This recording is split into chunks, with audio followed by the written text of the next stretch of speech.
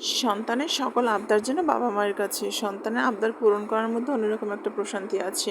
Hello viewers and আসসালামু আলাইকুম, কেমন আছেন সবাই? এখন রাত অলমোস্ট 12টা বাজে। ছেলে আবদার করছে সে এখন পাস্তা খাবে। তো কি আর করার, ছেলের আবদার তো পূরণ করতেই হয়। দেখেন কিভাবে হাত পা ছোড়াছুড়ি করছে, সে এখন নাকি পাস্তা খাবে। তো কি আর করা, পাস্তা রান্না করার জন্য একটি কড়াইতে গরম পানি দিয়ে নেবেন এবং প্যাকেটটা ভালো করে কেটে নেবেন। আমি ছোট করে কেটেছি, দেখেন খুব ঝাঁকাচ্ছি তাও পড়তেছে না। এটা একসাথে বড় করে কাটা উচিত ছিল। এখন অনেক আপুরা হয়তো বা বলতে পারেন পাস্তা রান্না করা সেটা আবার এমন কি। আসলে আমি একসময় পাস্তা কেন অনেক রান্নাই পারতাম না বিয়ের আগে, এখন অলমোস্ট অনেক রান্না পারি এবং মোটামুটি ভালোই পারি। পাস্তাটা ভালো করে সিদ্ধ হয়ে গেলে একটি খাঁচার ভিতর ঢেলে নিব। ঢালার পরে ঠান্ডা পানি দিয়ে এটিকে ভালো করে ধুয়ে নেব যেন পুরো পাস্তাটি সুন্দর মতো ঠান্ডা হয়ে যায়। গরম থাকলে এটিতে একটি আঠালো ভাব থাকে, তাই একটু ঠান্ডা করে নিলে এটি খুব ভালো হবে। অন্য একটি কড়াইতে এখানে তেল নিয়ে নিব, কাঁচামরিচ পেঁয়াজ ভালো করে এখানে ভেজে নিব।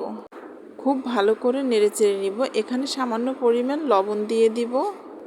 লবণ দেওয়া হয়ে গেলে এটি আরেকটু নেড়েচেড়ে নিব। যখন একটু ব্রাউন কালার হবে পেঁয়াজটা, তখন এর মধ্যে একটি ডিম দিয়ে দিব। ডিমটা ভালো করে পেঁয়াজ মরিচের সাথে ভালো করে মিশিয়ে নিব।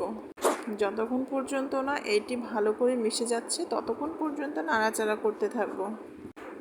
নাড়াচাড়া করার পরে একটু ব্রাউন কালার ধারণ করার পরে এখানে কিছু মাংস দিয়ে দিব। আমার মাংস বাসায় আগেই ভুনা করা ছিল, এই জন্য আর বেশি সময় লাগেনি। এটি দিয়ে ভালো করে আবার নাড়াচাড়া করে নিয়ে ভালো করে একটার সাথে অন্যটা মিশিয়ে নিব। মাংস এবং ডিমগুলো যেন একটি অন্যের সাথে ভালোভাবে মিশে যায় ততক্ষণ পর্যন্ত নাড়াচাড়া করব। তারপর সিদ্ধ পাস্তাগুলো এগুলোর সাথে দিয়ে দিব এবং ভালো করে নাড়াচাড়া করে একটির সাথে অন্যটি মিশিয়ে দিব। যদি ভালো করে নাড়াচাড়া না করেন তাহলে দেখা যায় এক এক জায়গায় মাংস থাকবে, অন্য জায়গায় হবে না, তাহলে কিন্তু খেতে স্বাদ লাগবে না। তাই যতটা সম্ভব ভালো করে নাড়াচাড়া করবে এবং এখানে ম্যাজিক মশলা দিয়ে আবার ভালো করে নাড়াচাড়া করে সবগুলো একসাথে মিশিয়ে দিব।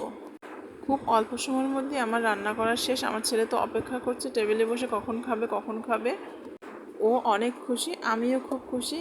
কেমন লাগলো আমার ভিডিওটি অবশ্যই কমেন্ট করে জানাবেন। আশা করি সবাই ভালো থাকবেন, সুস্থ থাকবেন। আজকে এখানে